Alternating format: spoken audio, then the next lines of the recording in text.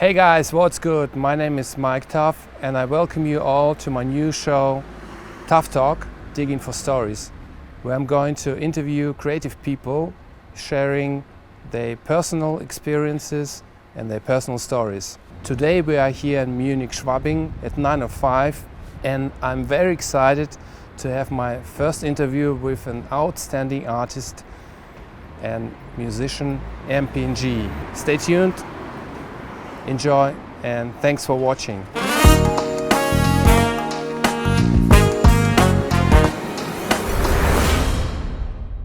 Welcome to Tough Talk number 1 here in truly tough times here in Munich and 9:05. How are you feeling today?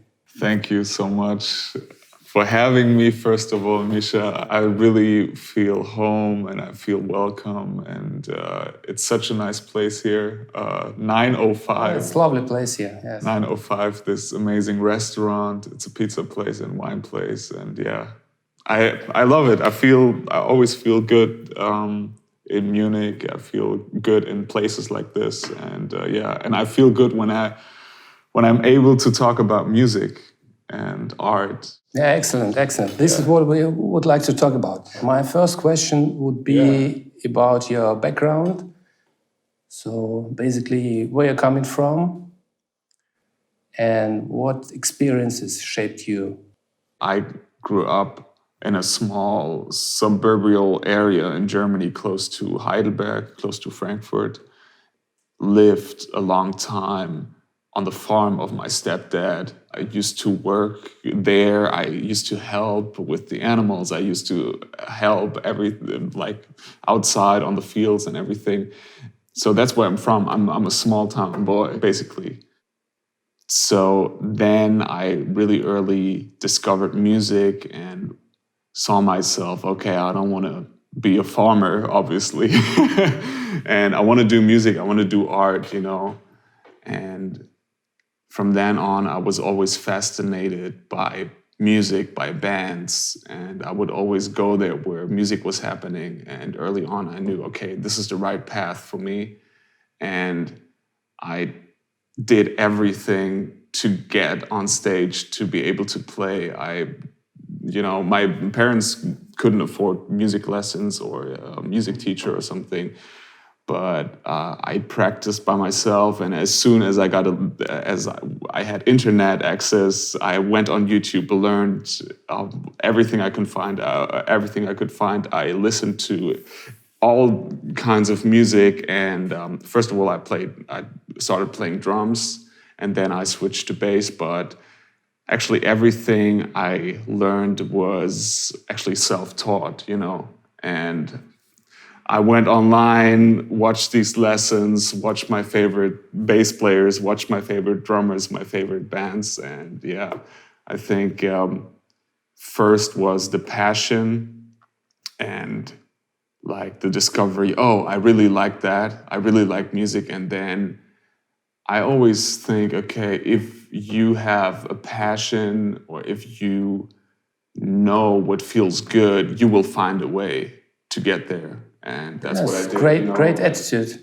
Yeah, that's what I did, and I agree. Tried to pursue that dream. Like no matter what. Are you a millennial or are you from a generation Z? Oh, good question. I like that. Kids or babies who were born after January 1st, 2020 are called Generation C. Yes. As Corona. Mm-hmm. Generation C is crazy stuff. Yeah, I feel like a millennial, and I don't like millennials.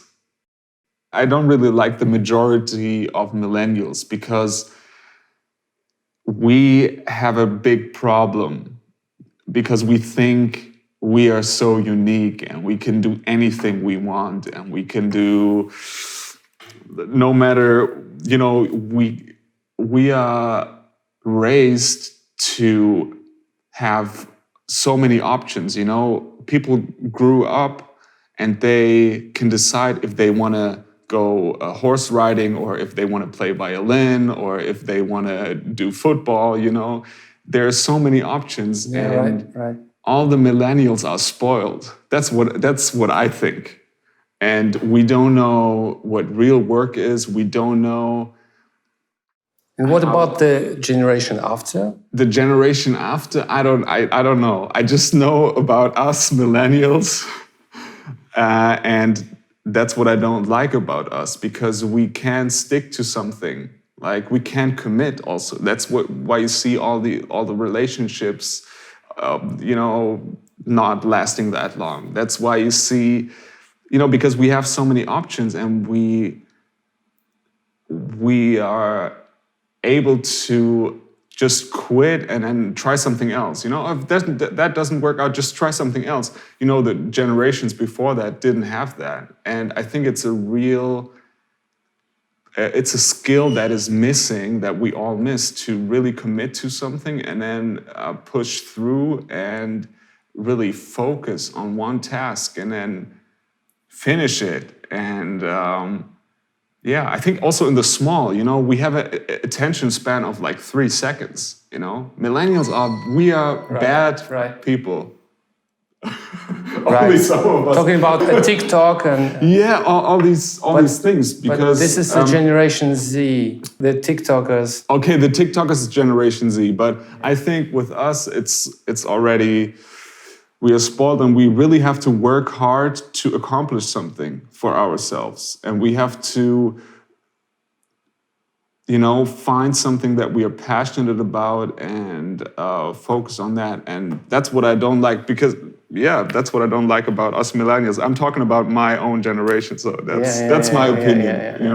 Great. Let's talk about your musical career. So you told me that you were 18 years old when you moved to Berlin. Yes. Almost 10 years ago. Did you realize that a new stage in life had begun? Yes, of course. I realized that a new stage of life had begun, and I needed to go there to meet other creatives, to meet other musicians, and to meet more, so to speak, famous musicians. During my A-levels, like when I was 17 or 18, I started playing for a singer called Mpng that already lived in Berlin. And so I actually moved to Berlin with a gig already, with a job, Oh, yeah. Then I took the chance, and I was like, okay, now or never, Oh, that's cool. I need to move to Berlin, because now I have this connection with this singer, with Mick. And then I was like, okay, I have to move there and then meet all these other musicians. And that was my big in. It was a big help, to play with Mick. And also the whole band of Mpng consisted of musicians from Berlin. And when I moved there, I was at all these parties. I met a lot of people. And that's when I met all these other guys, for example, all these other artists like Marlon Rudet. I was in the studio with Culture Candela and all these people. I think it was a little bit of luck, but I also, in that case, I played my cards right, because I just said, okay, this fits perfectly. I need to do this move now. And I don't like big cities. I didn't feel, Berlin is a city. Yes, it's my home, but I never really found a place. So almost every year I moved in Berlin. I had I don't know, 7 different apartments in Berlin. Wow. I never found my spot in Berlin, but I know it's my home, and Berlin is also too busy for me. I mean, I'm a small town boy, so it's too busy, but still, I know that Berlin is important for me as an artist, to meet other people, to just be there, to show my face, to be present in the scene. And through Berlin, all of my connections came together, If I wouldn't have moved to Berlin, I never would have played with all the artists, or I never would have developed as an artist. how many shows did you play until today? Starting Oh from my God, I don't know, not that much. I would probably say I play around 50 shows a year, not that much. I know people who play 120 shows a year, and it's insane. I couldn't do that. There's so much energy that goes into it, and so much time and traveling. Yeah, you need also time for you have burnout being if you creative, do that. not only stage totally. life. So. Yeah. And I also developed that more and more, the creative side. But I think, coming back to moving to Berlin, it's really important who you surround yourself with. And I needed to be in that environment of musicians that tour, that work on a professional level. Sure, and that's how I learned. That's how I always learned. And I think Mick Donnet was my mentor, and also the band members. I mean, in this it's band, very important to have a mentor. Yeah, totally. And Mick Donnet, he was in Santana, in Carlos Santana's band. So, and he's actually from Munich. He knows a lot. He was my mentor. He told me what to do. Okay, you need to do this and this and this. You need to focus on this and this and this.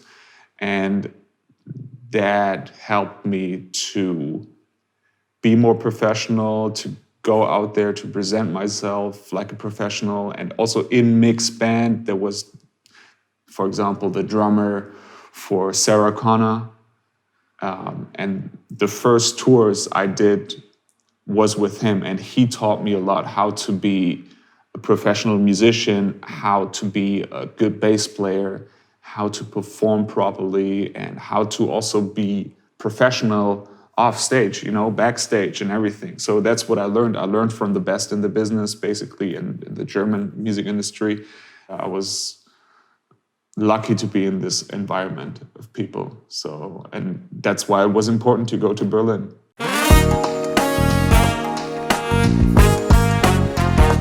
Your solo album called 2211. Yes. I heard it is your birthday, right? Yes, the 22nd of November is my birthday. And last year I turned 27, and I had a big release party of my solo record. It was also released on the day, right? It was also released on this day. That's another challenge I put myself in, is actually, all these years, like for 10 years, I worked with artists. I was the bass player for different bands and artists. So, and this is a new path actually that I pursue, is to be a solo artist and to write my own songs and be the main character, and like to be the front man of a band and to sing and to perform and to be more unique, other than like, I also love really to jam with other people. I love to play with other artists, but more and more I was like, okay, I have something else to say, and I need to be in the position of like verbalizing what I feel and verbalizing the emotions I have inside to people directly, other than like being in a band, just one member of a band. So yeah, but that's a whole nother challenge. It's hard work. Absolutely. Also for people to realize, okay, I'm not only a bass player, because people want to put you in boxes, and for sure. It's so hard to work. It could take another 10 years until people realize, oh, he's actually an artist who writes and sings and, does all the things. It could take another 10 years, but it's okay. I certainly experienced the same in my life once, yeah. So it needed maybe 10 years until people realized that you're not that guy. Right. You're also that guy. Yes. Right, and some people never will, but you shouldn't limit yourself by the opinions of others. And I think it's I do it because I love it and I know it's the right thing, and it challenges me also. It's hard work to do the shift. To go in there and sing, and I'm like, my solo setup is also I mean, the smallest version of my solo project is me alone on stage, playing with my Ableton rig and playing with my pads and my synthesizers.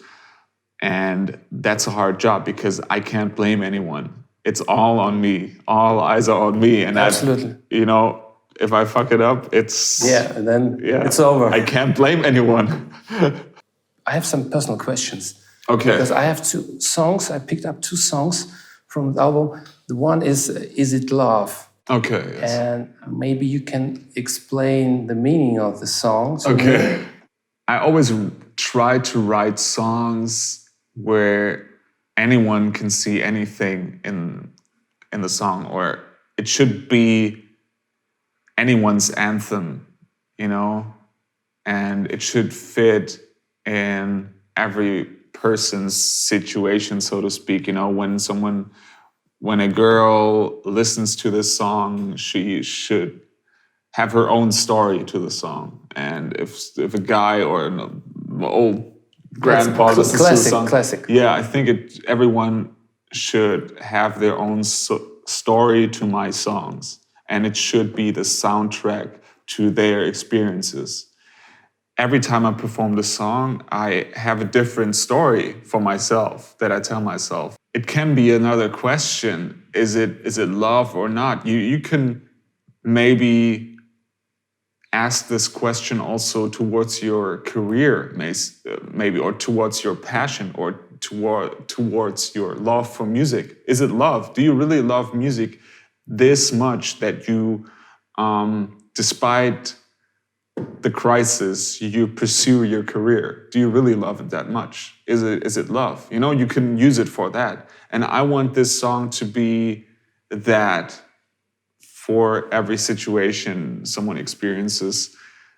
I want this song to be there for people, for their own experiences. And yeah, but of course, sometimes you ask yourself with a person, is this connection actually real, or is this connection to another person real, or is it true love? Or, you know, sometimes we doubt, and that is actually what the song is about, you know. Okay, if you allow me to dig a little bit deeper. Yeah.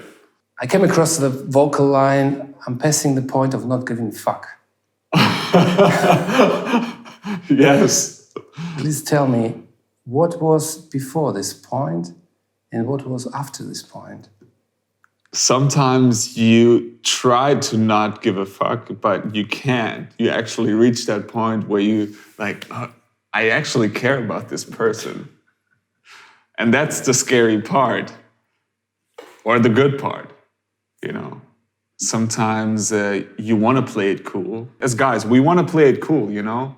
We want to be untouchable. We want to be the person that doesn't care. If we are really true to ourselves, then we say, oh yeah, I actually care, and I'm just trying to play it cool. And I think that describes my inner feelings, basically, about, okay, I actually do care about this person. That's the line, I would say. But you passed that point. I passed that point, so yeah. But you came back again. I don't know, it depends, it changes. It changes, it right. changes from day to day. Okay, so we will come back to this. I think I don't later. have specific stories to songs, I would say. Yeah, from situation to situation, it's different. So, and I don't write it. I mean, I write it for myself, but I want this song. The song is for the people who listen to it. Yeah. What is love for you personally? We all need love, and I think we are fighting. I think human beings are fighting to get love. We doing crazy things to be loved, you know. Some people, you know, they fight their whole life just to hear from their parents or something, I love you, or something, you know. I think it's a basic need for humans, you know, otherwise we can't survive. It's like the air. Yeah, to breathe. Yeah, we need love, but first of all, I think we need to love ourselves. That's the most important thing, I would say. You have to love yourself You have to give yourself time. You have to forgive yourself. You have to respect yourself in the first place. And then you are able to love others. And then you are able to respect others. And I don't believe in this kind of love where you give and give and give and actually disrespecting yourself. You're, try to be in love with someone, and by loving the other person so much, you lose yourself and you actually do bad things to you and your own well-being. And I believe in, you have to love yourself, and then you can go out and share this love with others. And yeah, I think that's the best thing. And I love the fact of treating yourself good. Yeah. Okay, coming back to your album and the second track, which I would like to know about, Goddess. Yes. Goddess. Are you religious? I'm not religious, but yeah, I believe in a higher power, say God or anything else. But what I do believe in, and this is actually what God Goddess, the song, is about, is actually that we as human beings are godlike. And we are little gods running around this earth, and we have the power to create something. We have the power to create life. We have the power to take life, to kill each other. We have the power to create something beautiful. We have the power to destroy something. And I think it's really important that we are responsible for our actions, and what we think and what we speak. It's so important that we realize that we are the creators of our happiness, and we are also the creators of our, bad days, of our depression, of our, misluck, or we have the power. And I just try with that song, I try to empower people. And of course, yeah, man and female, God, Goddess. And I think women have much, much more of a godlike position, because, they are the source of life. And I think it's good to, bring that message out there and have this thought and plant this thought into people and say, okay, we have the power, we can create our own happiness. Another vocal line which needs to be explained. Hey, wake up, clock is ticking. Yes. What do you mean by that? The clock is ticking in so many different ways. The environment also, in so many different ways, Life is short also. The clock is ticking all the time. And with our own health, with anything, we have to take action now. When we have to live now. Time flies by so fast. So when we are conscious now and we realize, okay, we are the creators of our own happiness, we can do something, then do it now. And also, with the environment too, you have to take action now. And with a lot of things, I think this is also a song that anyone can interpret their own way. Clock is ticking. Clock is ticking. Wake the fuck up. Yeah. Really, really impressive. Really impressive. So, and then you have to think about what's going on. And I'm telling myself that too, I tell myself this, wake up. You have the decision if you want to be sad all day or you want to be happy all day. You have to, if the glass is half empty or half full, you can decide. And agree. You have the power to do that. And that's just a reminder also for myself to be in that position. Okay, I have the power. and I want to create, you know, I also feel so comfortable creating things. I love to create. I love to create movies. I love to spread ideas. I love to, you know, I feel for my personal well-being, you know, a lot of people are comfortable with consuming. They can watch Netflix all day and everything. And I have a problem with that. I feel most comfortable when I'm in the studio, when I'm creating, when I have my output. All songs were recorded on your own, were produced on your own, Basically, yes. basically. Yeah, except Gravity. Gravity, the beat was produced, or the instrumental was produced by two friends of mine that I lived with in LA. Two German guys, their project is actually called BUNT, and they are signed to Interscope Records. And I really like those two guys, and we made friends. And so we wrote this song together in 2018 when I was in LA. The lyrics and the melody I wrote myself, and I put it together myself, you know, and then someone else mixed it and mastered it. But I actually put the record together myself in my studio in Berlin. And yeah, it was a good journey. It was a good process. And it was also, I had peace of mind after I finished the album. I had peace of mind, and I was satisfied, you know, to a certain extent. And then, and then I was like, okay, I need to do another one. I need to do more. I want to continue this. Talking about your performance Yes. as a solo artist, you're playing with a live band for a famous artist, and you're a bass player. Yes. Then you're going on stage and play alone. It's a different job. I mean, when I play with artists or rappers, it is, I just do the job. I don't have to plan the show. I don't have to do anything except know my part and be on time and Just jump in and go. Yeah, jump in and go. It's an easy job. I mean, it's not easy. I mean, I've been doing it for 10 years now. For me, it's easy now to do that, and it's very clear and straightforward. Other than when I'm alone, when I play my own solo project, I have to plan everything. I have to plan the logistics. I have to plan the show. I have to plan the lights. I have to do everything. And sometimes at smaller venues, which I play right now, I have to do the whole organization behind it. I have to do the tech writer. I have to do everything. I have to do the finances.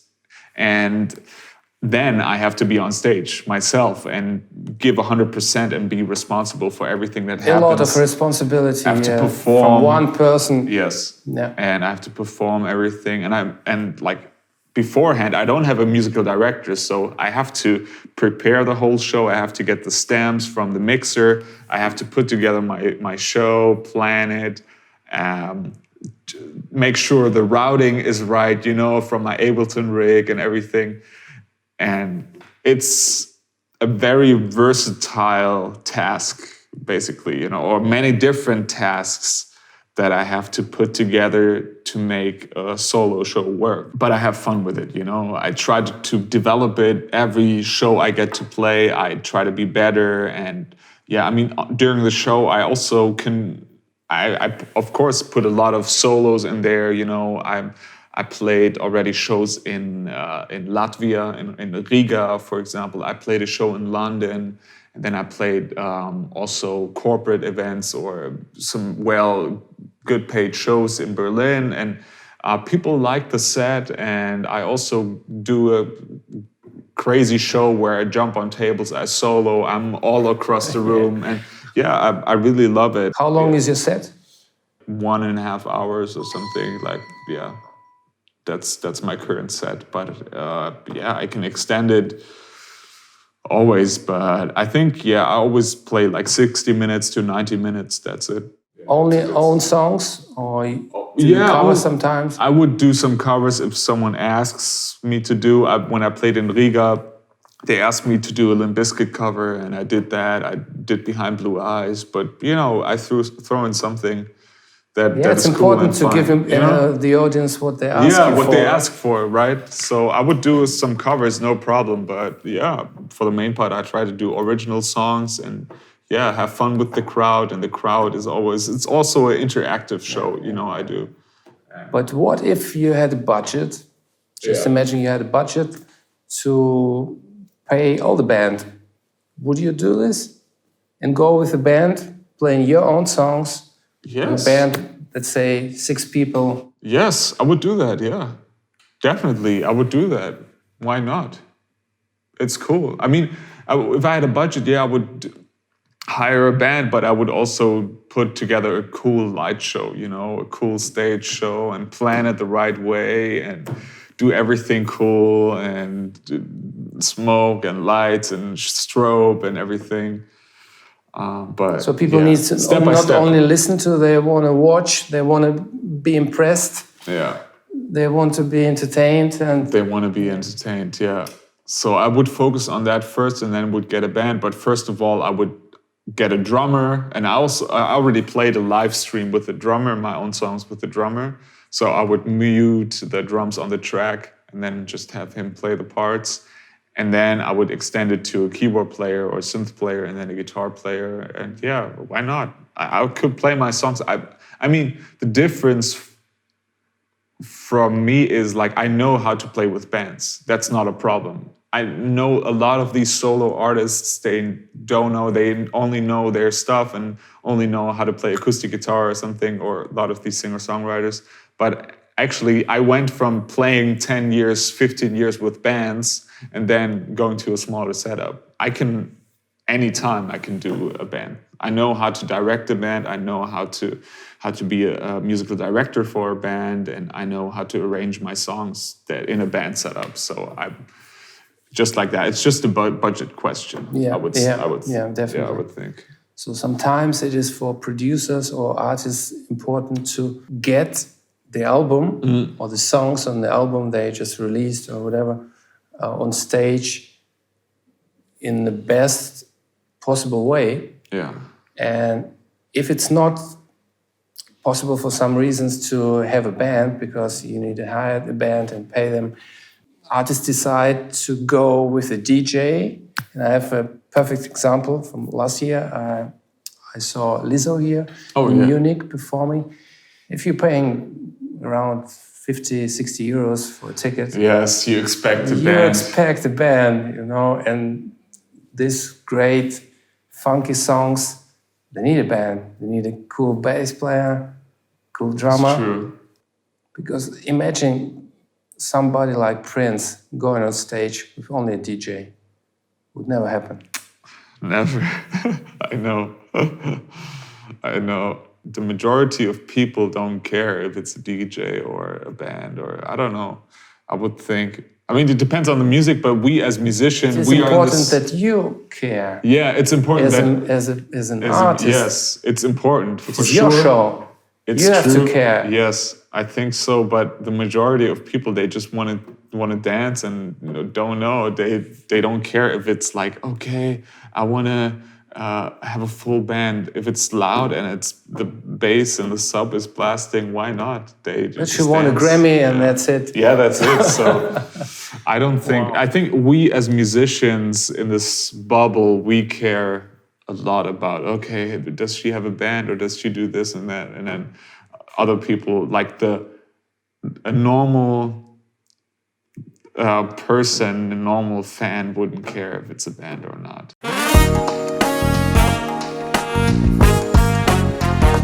Are you a do-it-yourself artist? Yes. I am a DIY artist. And I want to move a ladder up or move a step up from being a DIY artist. But currently I like it. I like the state I'm in right now. I like to make all of my decisions myself. I make all the decisions myself and I execute all my decisions. Wow. So what has to change is I want to make the decisions, but I need some assistance to execute what I do. And I just want to only work on what I'm good at. As any good company owner, as any good CEO, they would only work in the fields they are good at. And I'm not good in accounting. I'm not good with taxes. I'm not good. I'm a little bit kind of good in marketing, but I also want to outsource that. I want to, outsource the mixing and mastering, which I some partially do, but sometimes I do it myself. But I also want to outsource that, and I just want to work, like create music, create the content that I want to put out for the people, and that is what has to change. But I want to be able to own my stuff, to own my music, to own my content, to own my art, and I would never want to go to a major label or something like that, where you don't own your own art, where you don't own your own music. And what I see a lot of artists who are signed to a major label, they have contracts where the label can actually make decisions for them, business decisions. And I want to be able to make all the business decisions myself and just have people who execute it.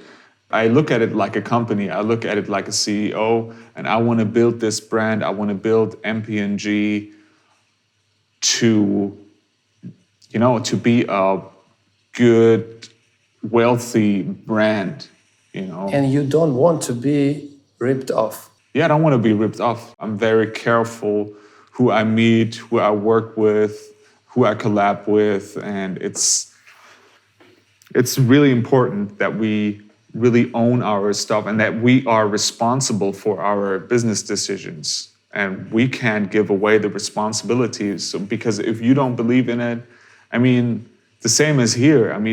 The owner just told me of this place here. Yeah, Florian. 905, Florian just told me, you have to really step in and be fully responsible for your passion, for your idea. And no one else will fight for it. You can't give it away to a bank. You can't give it away to a label. You can't, give it away to who else, a business partner. You have to be there if you want to fight the fight. And if you are passionate about something, you have to fight it. You have to step in and do it yourself. No one else will fight like you. And the assumption that you just give away the responsibility and you think, okay, they're going to take care of me. They know what's good for me. No one will know what's good for you than you yourself. And every other business partner or label or promotion company, management company or something, they will work in their own interests, for sure. They say, we care about the artist, we care about this and this. No, everyone cares about themselves in the first place. And if shit goes down, they're gonna run. They're gonna run with your money. So better be there. It is a very advanced level you're talking about. So many young musicians are dreaming of being independent, being do-it-yourself artist, and so on.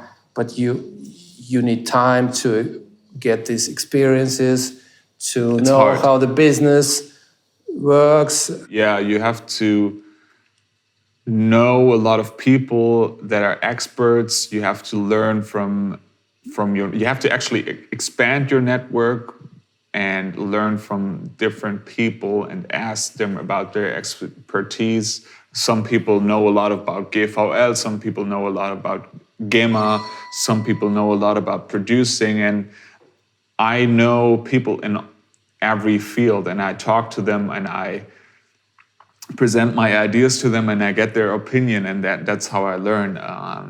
And I'm not an expert in every field, but I didn't make it yet. I didn't retire yet, so I'm still in the process of figuring this thing out. But the people I worked with, the legends I had the chance working with, they are really ahead of their game and they really know where their money goes. They know their numbers.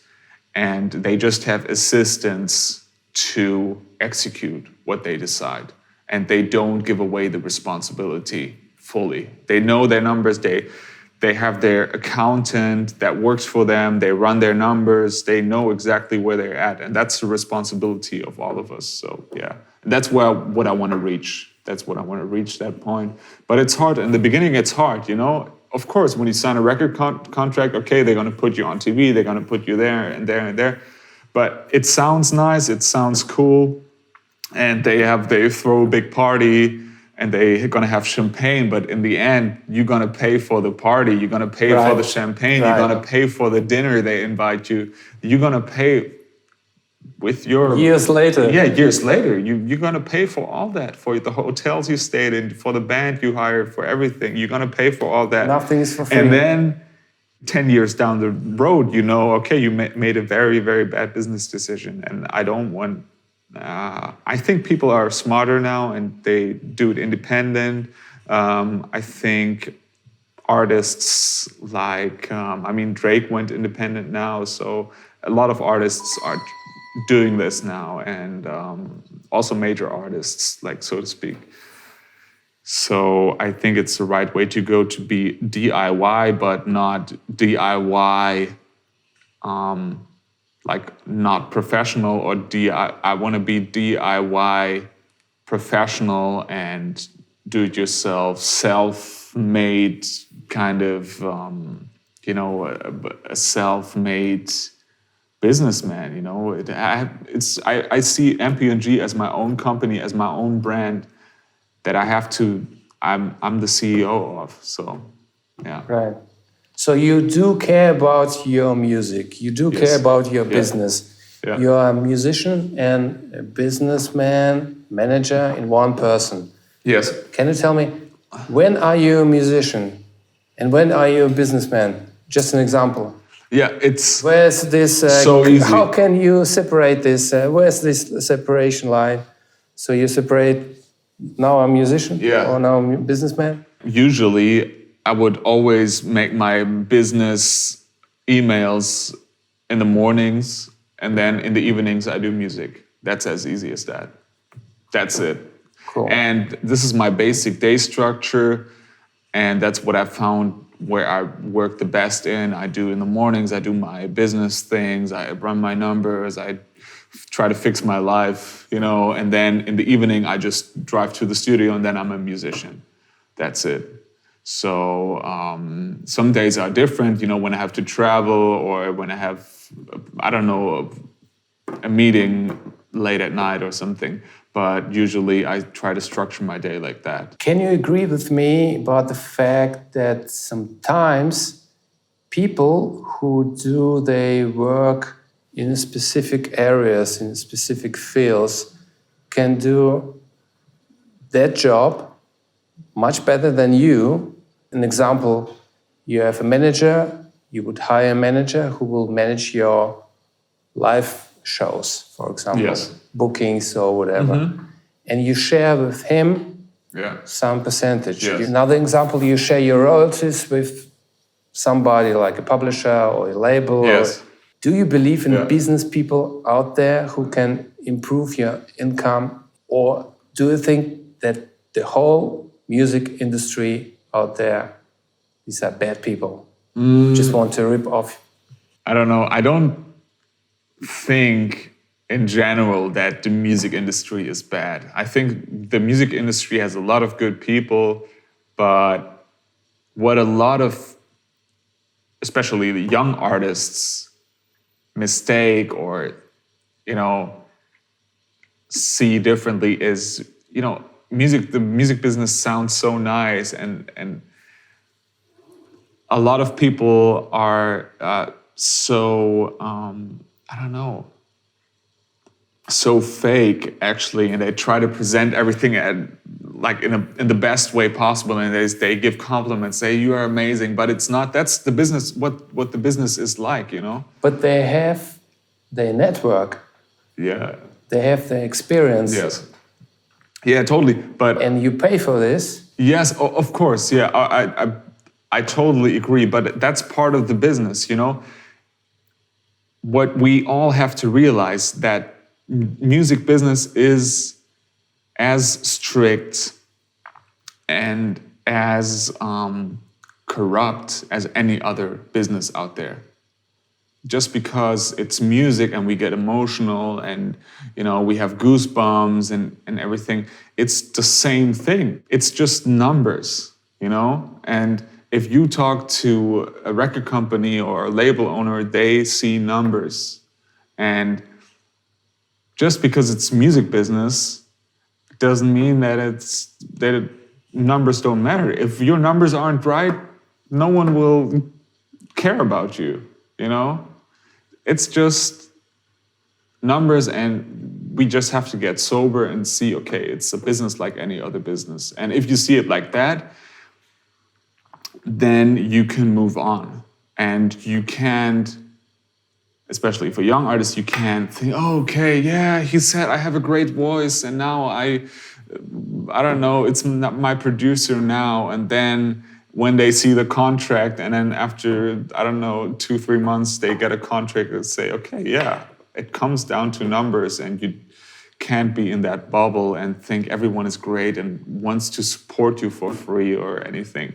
And if you wrap your head around that and realize, okay, and are okay with, yeah, it's just a business like any other business, then you can move on and work with partners. And I am so realistic with partners or managers, and I run when I hear, oh yeah, I just do it for the love of music. Then that's when you have to run. Either they are I agree. They are crazy. You have to run. They're just run away. Just talk bullshit, or they are really creepy and really they really want to rip you off if they say something like that. I like people that are honest with me and say, I would work with a manager who tells me, yes, I want to make money. I want to make money, and they are totally honest about it, totally transparent, and say, okay, I want to have this and this much. I want to have my cut. I don't do anything for free. I need to feed my children. I need to feed my family. And then you are honest, and that's what you have to look for. Everybody has his own interests. Yes, everyone has. In business, it is. Yeah, and what I believe in is everyone has their own interest, but you can create a situation where everyone wins. It's a win-win situation. Yes, I know my manager wants to get rich like crazy, and I want to be rich like crazy. And if we combine the two forces, yes, he gets his cut, I get my cut, and then we work together crazy. And that's a win-win situation. But don't come with bullshit like, oh yeah, I do it for the love. I love you. I love music. I love your voice, and I would do anything for you. And like, this is crazy. This is craziness. I would look for a partner, for even like employees or a manager that is honest with me about that. And I say, okay, how much do you want? And then it's set, and then we know we're both in it for like, living a good life. And then when the job is done, we drive home, we have peace of mind, and everything is set.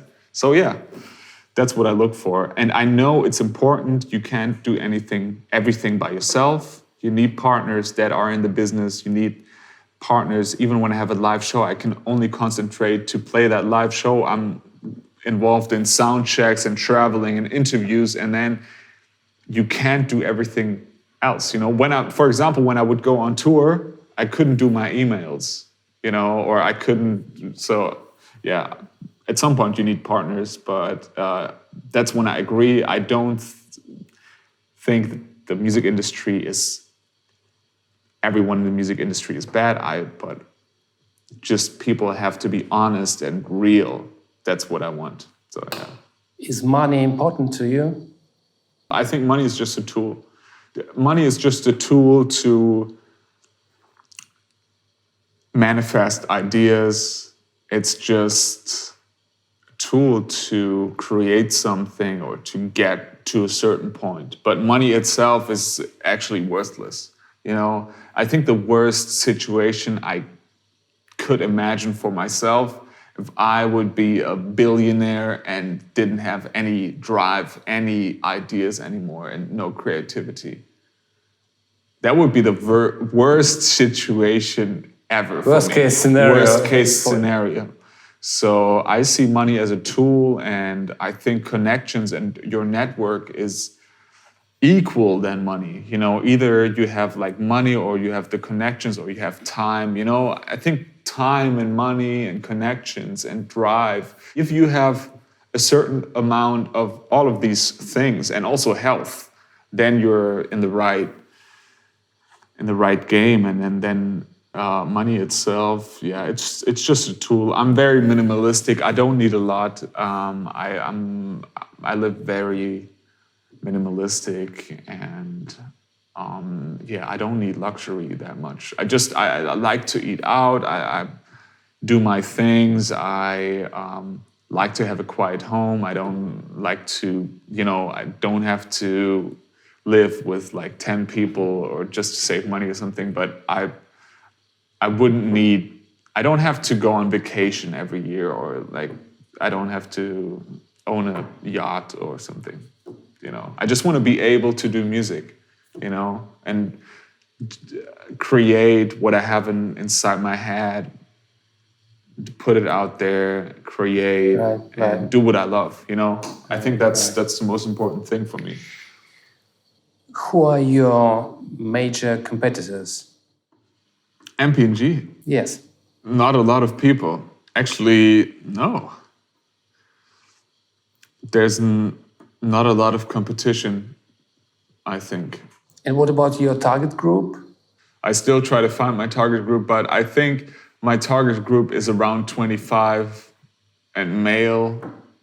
And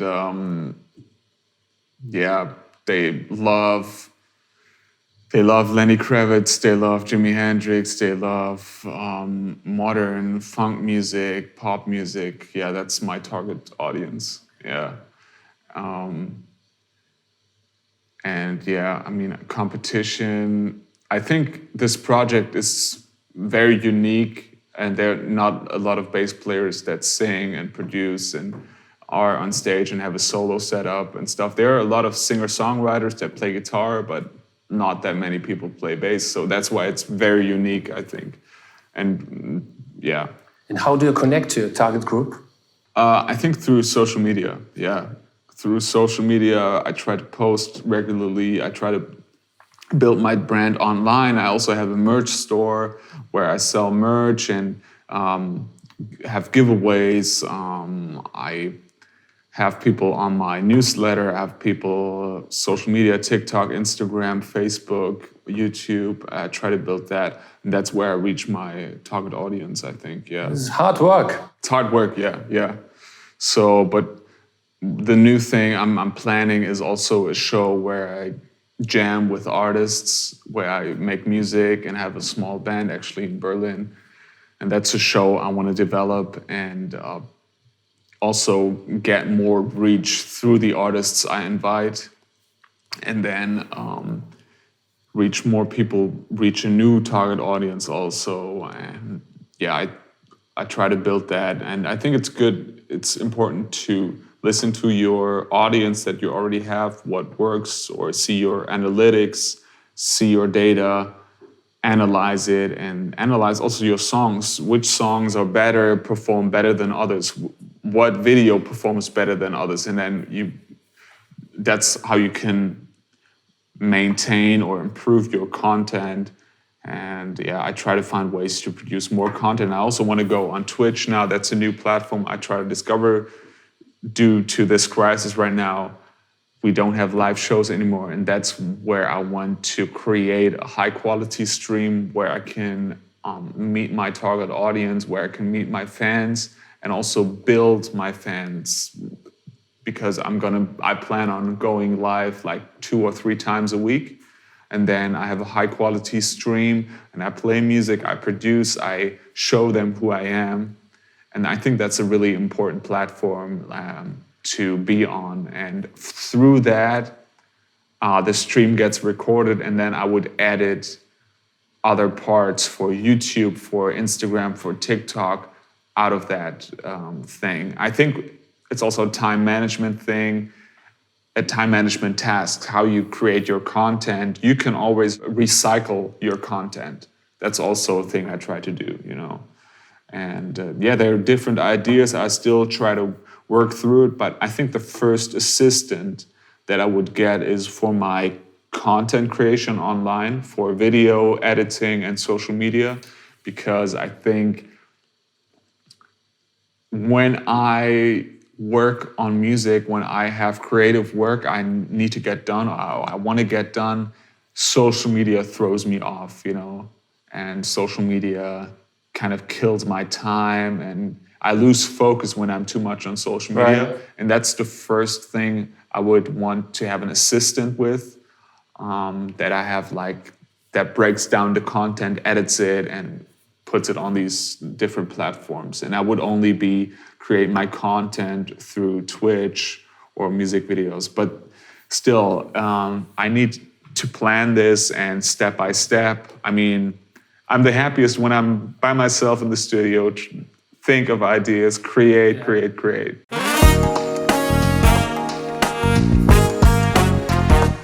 Okay, talking about here and now. So we have a challenging year, 2020. It's a nightmare for creative people.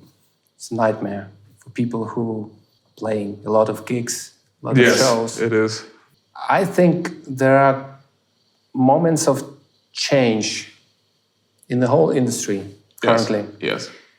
I'm thinking of a wind of change, you know so from Scotland, it's a wind of change. Yes. Now. I have to be honest, and I don't agree 100% with everything that's happening right now, to be honest with you. Like the entertainment industry, yes, I made a living from it, and it was very important for my career. But I see both sides. I also, when everything was fine, it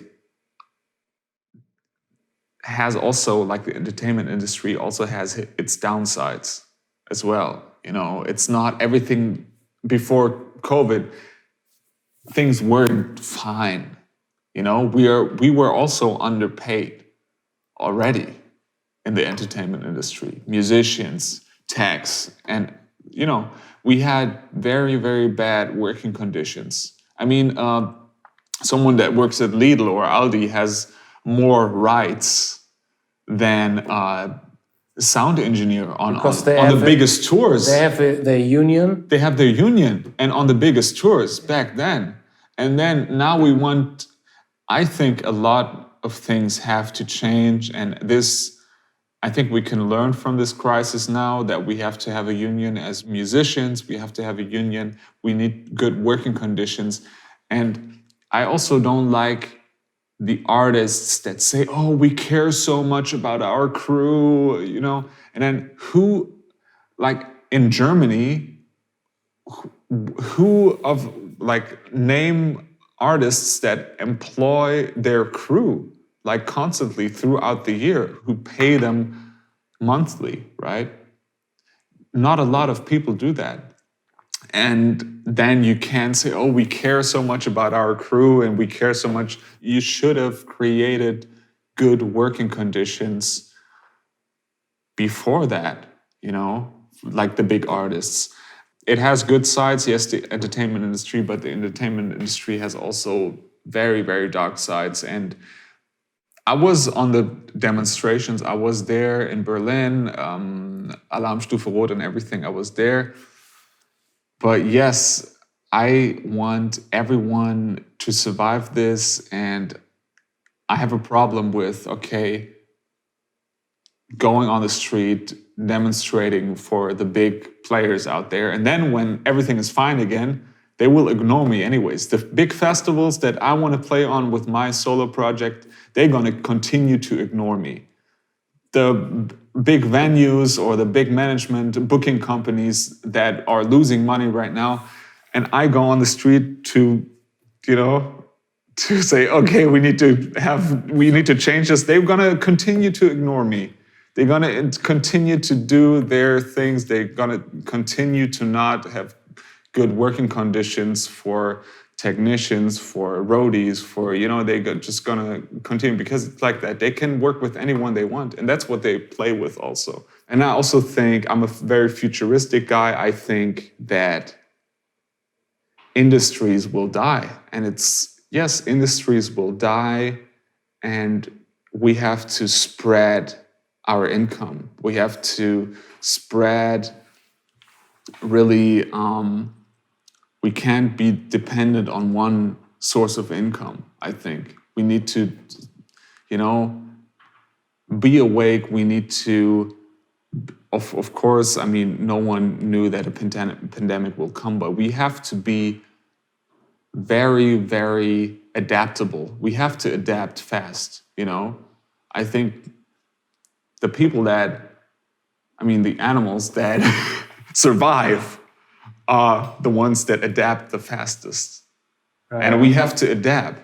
And now it's time that's why I want to pursue this streaming thing. And I know it's the future because the streaming thing I think it's gonna grow and grow. And that's gonna be replacing the live concerts maybe, yeah. As much as I love live shows, it's sad, and I know, but we have to adapt fast. We need to be awake. We need to take action, and of course we can go on the street and blame anyone. We can blame the politicians and everyone, but we also have to work 10 times as hard now. What is your forecast for, I'm not talking about next year, because 2021, everybody... Show's going to be cancelled. Yeah, we know what will be. Shows nothing. It's going to be pushed to 2020 and to 2022, and then it's going to be pushed to 2023, and then it continues. We'll see. But what is your forecast? Talking about 5 years from now, 5 giants 20 years ago. Now we have only 3 giants: Sony, UMG, Universal Music Group, and Warner. Wow, yes, I know. What do you think about 3 giants? So I don't know. And you told me that you don't want to go to one of them, right? I would never want to go to a major label or something like that. Yeah, I don't want to go. At this stage, I would get a bad contract right now that I'm at. I would get a very, very bad contract. Every giant has many sub-labels. I haven't approached labels lately. I haven't really... Okay, cool. I didn't go shopping with my album or something yet. What is your forecast for the music industry? For the music industry, okay, I don't know. 5 and 10 years from now? I actually don't know. I don't know how people will continue to earn money with recorded music. I don't know how this is gonna happen. The way I see myself earning money, or like the music industry, like globally the music industry, I don't know.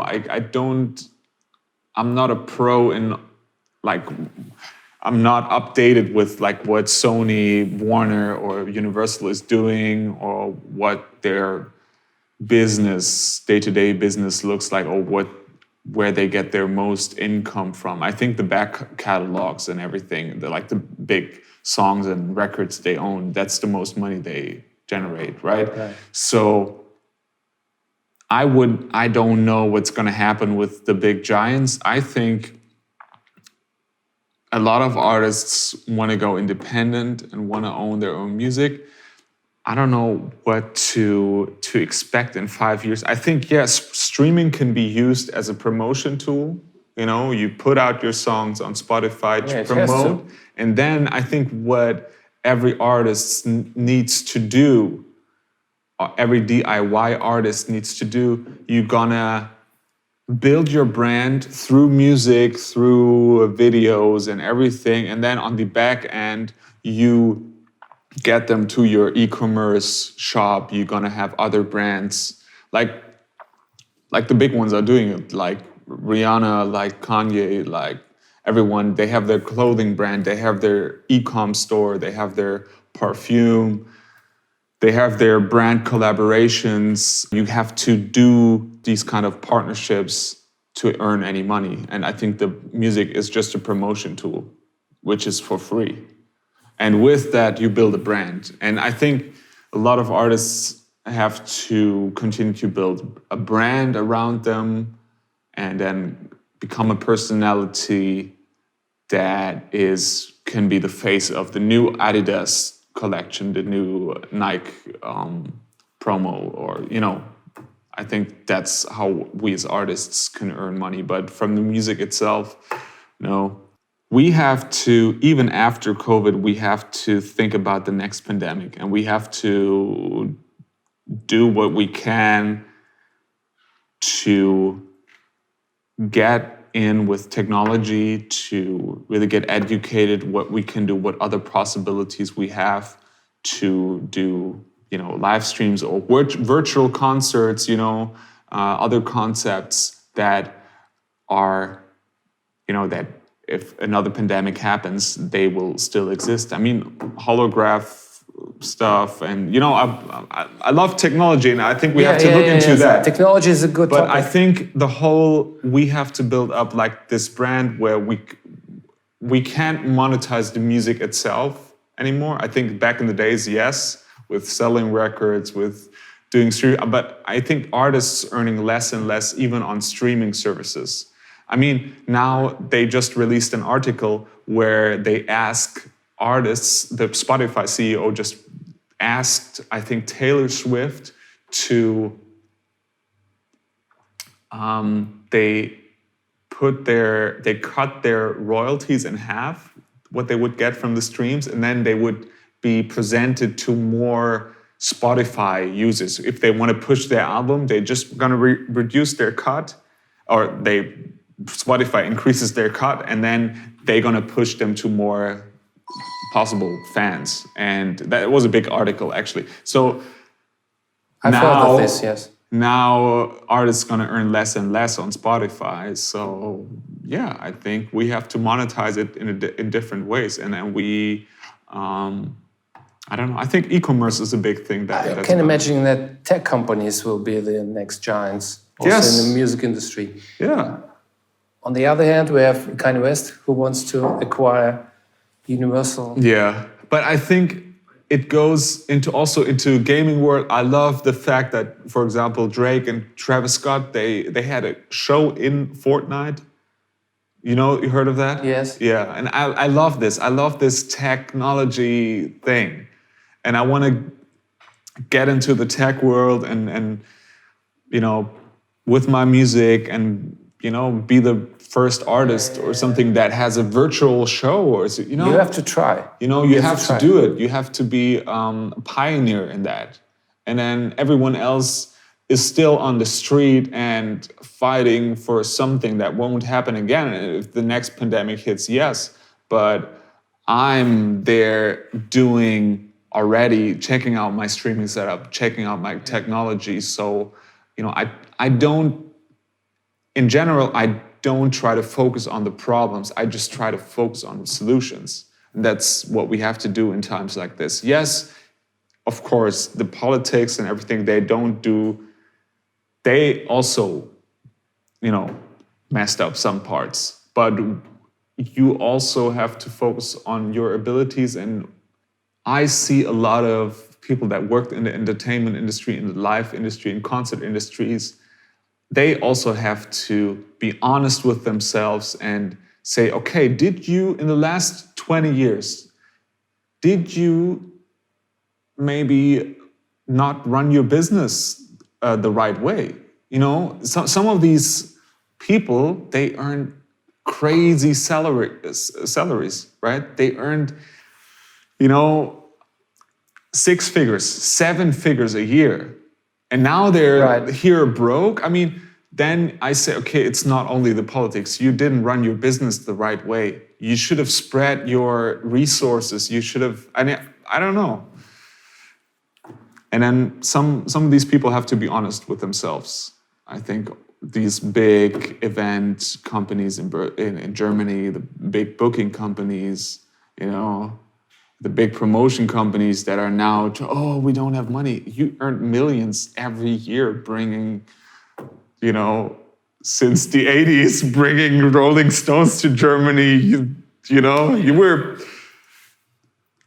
And a lot of these people, they lived in the best hotels ever and then had, you know, the powder on the table and, you know, they spent their money somewhere else. And then, I don't know.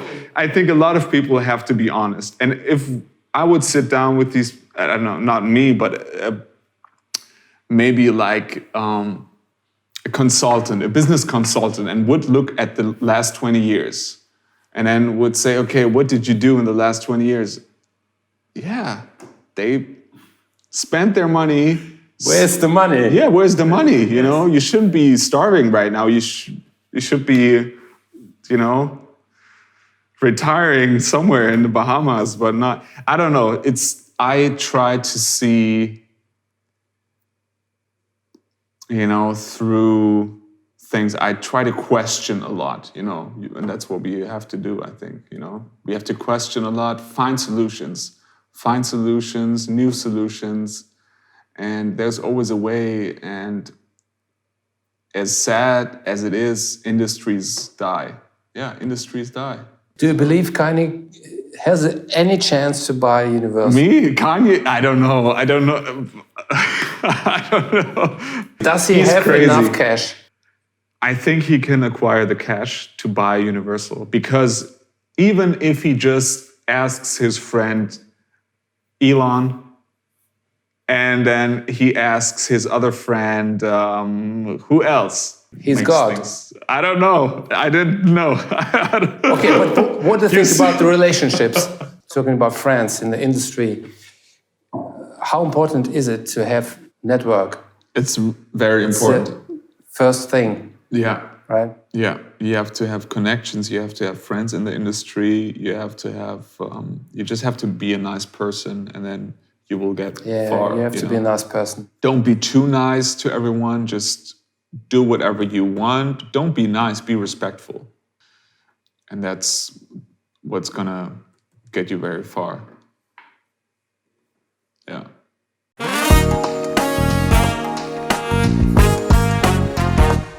You're a talented artist and a diligent person. So you're working hard and you know how to achieve goals. You want to have success like many others do. How do you see talent? What does talent mean to you? And what do you think about less talented people who are more successful than other many talented musicians out there who probably will never be successful because they are not good looking or they have no connections or whatever. Who deserves most to be successful? A hard worker or a talented guy?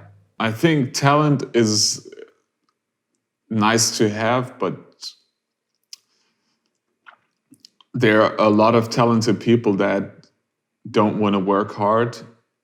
Right. There are a lot of talented people that take their talent for granted and don't use it and don't present it and don't put it out in the world as a gift for other people. And there are a lot of people that are not very talented and they are hard workers and they work their way up.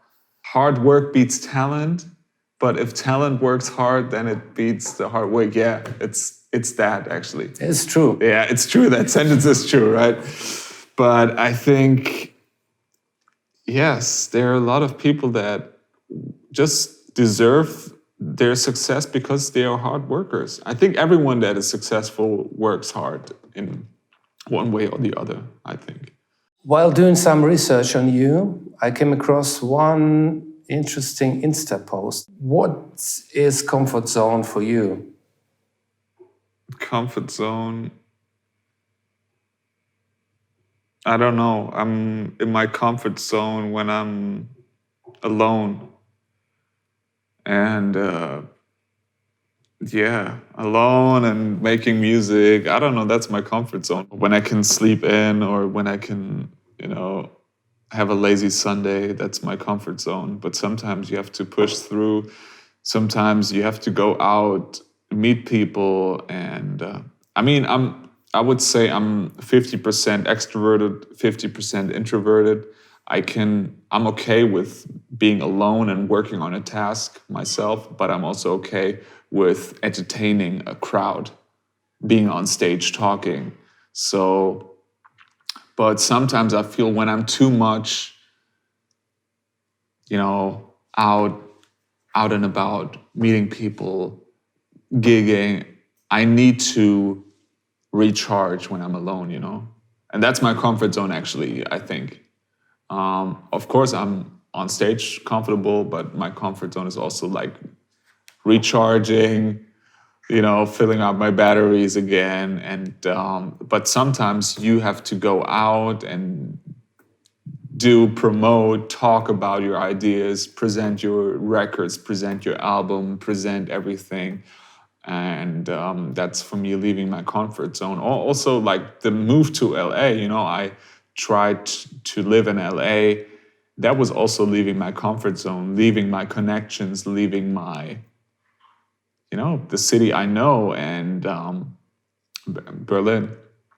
Being there as a foreigner, I didn't know anyone. That was leaving my comfort zone. And Berlin is comfort zone for me, I think. Yeah, that's... I have my people, I know where to go, I know the language, I know the rules. In America, it's different, you're a foreigner, you don't know anything. But you don't like the city as a monster. Yeah, I don't like cities at all, yeah. That's why my studio is outside of the city. I live, now I have my car, and that's a good way to get away, drive to the forest in the morning, I have my run there and do... just try to avoid people. Of course, nowadays it's really important to, avoid crowds. But, I would say I just need my quiet places throughout the week, and the city gets too busy sometimes. Yeah, but yeah, my comfort zone is quiet and, just being by myself, and then, but if you want to achieve something, you have to go for it. You have to go out there, talk to people, do the phone calls, do everything, get on people's nerves, that's what you have to do. What did you learn from Limp Bizkit while being part of the band? I learned a lot. I learned to deal with stress situations. I learned, how to be even more professional. I learned how to deal with people. I learned how to also work in English, like how to work in a different language, or how things are done. I learned a lot about business also from Fred himself. He's a great businessman. You have to imagine running a band for 20 years and still have headlining shows all over the world. I mean, that's, I think only a good businessman can do something like that. And he's a hardworking person. Might see the people on stage like, okay, yeah, they're just rock stars. They're just drinking and partying. No, it's hard work, and they're very ahead of their game. They're prepared, and everything is taken care of. And I also had to grow into this position. So you have to imagine I filled in for Sam Rivers, the bass player, and this position that he had is a VIP position. So from being a session musician in Berlin, I filled in a VIP position. I was there, I had my own tech, I was there, I had an undercover name in the hotel. I didn't go to the reception. We got our room cards on the bus and then went to the hotel. When we were in Russia, we had a charter plane, just the band and the crew. And so on. I mean, I was treated differently. Yamaha or all these other companies, they flew me in, and I had my own driver. I was brought in a limousine. I lived in the Ritz-Carlton. I had my suite, and all these things being put in this situation. And then, when I first had the first gigs, or when the tech tried to build up my stuff or my equipment or something, I wanted to help him set it up. And it was like, no, you can't help. That's his job. He's paid to do that, And then I get asked, what do you want to drink on stage? What's your favorite drink? Or what do you want? Or do you want sweets on stage? Do you want this and this and this? What should be the menu like or something? I was overwhelmed because I never asked myself these questions, and now you have to demand, and there's actually a person there, an assistant that is paid to do all this for you, and then you have to make these decisions. And it was a process to grow in that and to actually own this position, but it's another process to leave this position and to be normal again. I always told myself, this is not your accomplishment. I always told myself this. So that kept me on the ground, and that kept me sane and, normal, because I know this is not my achievement. That is their job, or like Sam Rivers' job. That's 20 years of hard work and not having a family, or not, being on tour constantly, and that's what they build, and that's what they live from now, and that's what I always told myself. Even when we played like venues with 10,000 people or 50,000 people, 100,000 people, and that feeling, I knew it's not my accomplishment, and this could end any day. It's just a position that I fill in. So. And I think working with Bizkit and see how they work and how precise they work. They have the best people. Like also behind stage, and they have the best managers and assistants and engineers. And just seeing that motivated me even more and made me work even harder, because I want to accomplish this for myself as well. I want to accomplish this for my project as well. Yeah. And great. That's what I learned. It was very inspiring. Where are you going to with your next project? What will be your next project? Anything exciting? Yes, Mpng. We're gonna release other songs. We are also working on a song. Sure. We are also working on a song, and I hope we can get to release it very soon. And I'm also working on other songs. I actually work on 2 EPs, basically. I work on a German EP, and I work on an instrumental EP. The first instrumental song is going to be released on the 4th of December this year, and then other instrumental tracks will continue. And then we're gonna have, for Mpng, we're gonna have a German EP where I do 3-4 German songs, and that's gonna be the plan for now. Collabs are important. Yeah, collabs are important, yes. Yeah, we did a collab. We did a remix together with Free Fall. Sure. Thank you very much for the remix. Yeah, it was fun. I had fun producing this. This remix was real fun. Yeah, and I hope we can finish this song soon. We have lined up. We have to. Yes, we have to. We have to create content.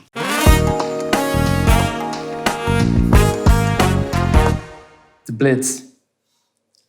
Short questions. Short answers. Okay.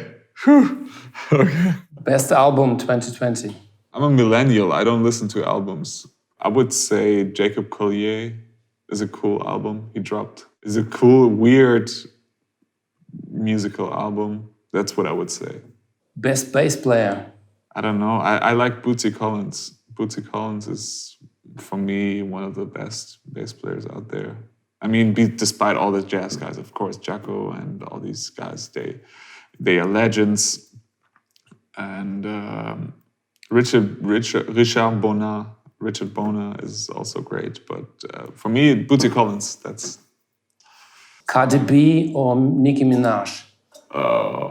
Cardi B. Logic or Ableton? Both. Both. I produce beats in Ableton and then I bounce everything. I have my vocal production in Logic and then bounce it back. Horns or strings? I don't know. Also both. I mean, but horns, yeah. Horns. Like sexy motherfucker? Yeah, yes. Horns. I used to play trombone early on. East Coast or West Coast? Oh, I'm not a hip hop person. I'm not a real hip hop person. But I would say I spent time in California, so that's why I would say West Coast. Cali. If you had a one-time chance to choose any producer to work with, who would you choose? Pharrell.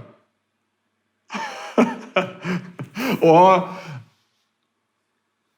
Quincy Jones or Pharrell. Why Pharrell? He's a genius. He knows. He's not the standard producer. I think he just goes with vibe and just picks what feels good, not what is technically good. Or, I like these kind of producers, that are not like, oh yeah, this is how it is, how music should be, or they just pick what vibes with them because he's not. That's what I would think it would be like to work with him. He's vibing on a even if it's just a lo-fi sample or something, he would take it and then build something cool around it. And I think he's a great songwriter. He did amazing stuff. Yeah, he did amazing stuff. Neptunes. Yes, yeah. So yeah, he's very creative. Sometimes what I feel like sometimes we are brought up, and also people who study music and people who went through the whole thing of like, oh yeah. This is how music is, or this is how you play guitar, this is how you play bass, and this is how everything is structured. And this is what other people have done in history, and this is how things are. And they get so caught up in this, and they don't have a real taste anymore, and they're not free enough to just pick something that might not be in the right frequency or in the right beat or not how things have been taught in university, and they get caught up in it, and they are not creative, or their creativity is limited. And I think Pharrell is a person that is just free and would just take a sound from nature and then put it in there, and then put a lo-fi beat on it, and then put some weird choir vocals on it. I like this kind of production better than, this is a guitar, you have to EQ it like this, and this is how it's written in the textbook, and then you just have to put the filter on 3.5, and then you bounce it like we learned it in school. Yay! Waldbühne Berlin or Mojo Club Hamburg? Waldbühne. Sold out Waldbühne. Halftime or double time? Halftime with a double time feel. On time or laid back? Laid back. Laid back. Yeah, for sure. 1 year without sex or 1 year without live on stage? 1 year without live on stage. You know my priorities. No, it wouldn't mean that I live on stage, yes, but I can also make music on live streams. So yeah, I have my expression there. But yeah, I mean, I want to have both. I want to have fun I want to have sex and be on stage. So, yeah. We have 5 different tastes. Sour, sweet, salty, bitter, umami. How does 2020 taste like? Sour, sweet, bitter, salty, umami. I don't know. I never tasted umami, so. You did. Yeah? Yes. In cheese. Well, I don't know how. I think sweet, Sour, salty, bitter. sweet, sour. Because gigs were canceled, but it was also sweet because we had time to learn new things, we had time to adjust and time to fix our life. And yeah, I think it's sweet and sour. That's what it is, yeah. Imagine a young, talented musician out there who is thinking of go on with music or maybe quit, find a job, whatever, do something else. What is an argument at your disposal for going on, keep on going, not quit? Can Yes. you play me something with your guitar as an answer?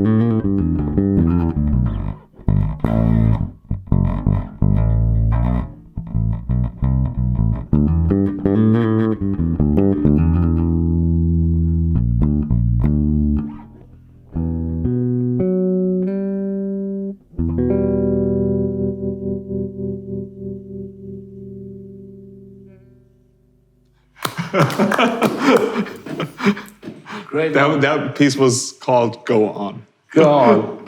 Go on. Just play music no matter what. Okay. No matter if you don't know what you're doing. We are very much at the end. All right. And I have a personal gift. Oh, I no. have a personal gift. No. Oh, God. I'd like to Thank you. Thank you you so this much. one. Thank you. this. You can open it. Wow. Yes, Yeah, yes. sure. I'm curious now. I wonder. Actually, one of your songs inspired me to buy this one. Oh. Okay. Okay.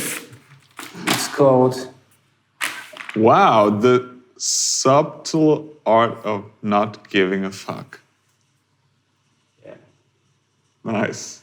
Thank you. Maybe it will help. Thank you so Maybe. much. Counterintuitive approach to living a good life. Wow, thank you. Yeah. Nice. So yeah, sometimes we shouldn't give so many fucks. Yeah, sometimes we shouldn't, take things so serious and too seriously. And I think that's a good message, I think, yeah.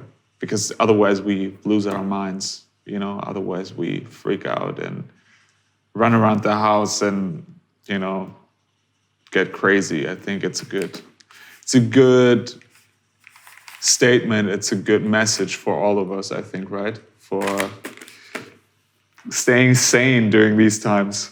Tough times. Yeah. Well, thank you very much for being here. It was a pleasure to talk to you. Thank you. Thank you so much for having me. It was a nice talk. And I think we Good had luck. some great thoughts. Good luck and Have a nice trip back to Berlin. To your Yeah, home. thanks. Thanks for having me.